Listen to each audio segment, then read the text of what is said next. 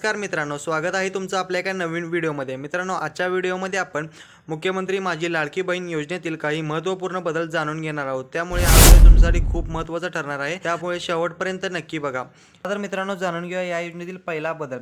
मित्रांनो, सदर योजनेत अर्ज करण्याची मुदत दिनांक 1 जुलै 2024 ते 15 जुलै 2024 पर्यंत ठेवण्यात आली होती।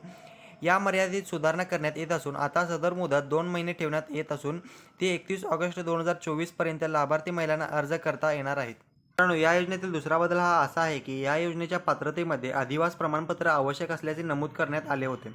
आता लाभार्थी महिलेकडे अधिवास प्रमाणपत्र उपलब्ध नसेल तर त्याऐवजी 15 वर्षापूर्वीचे रेशन कार्ड, मतदान ओळखपत्र, शाळा सोडल्याचा दाखला किंवा जन्म दाखला या चारपैकी कोणतेही एक प्रमाणपत्र किंवा ओळखपत्र ग्राह्य धरण्यात येणार आहे। पुढचा बदल हा असा आहे की या योजनेमधील जी 5 एकर शेतीची अट होती ती आता वगळण्यात आली आहे। सदर योजनेतील लाभार्थी महिलांचा वयोगट 21 ते 60 वर्ष ऐवजी 21 ते 65 वर्ष वयोगट करण्यात आला आहे।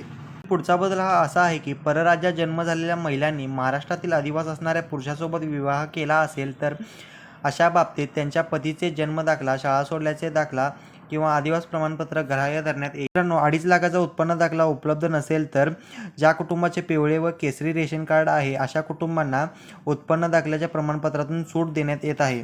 सदर योजनेत कुटुंबातील एक पात्र अविवाहित महिलेला सुद्धा योजनेचा लाभ घेता येणार आहे। मित्रांनो, यासाठीची नोंदणी तुम्ही नारी शक्ती दूत या ॲपवरून करू शकता।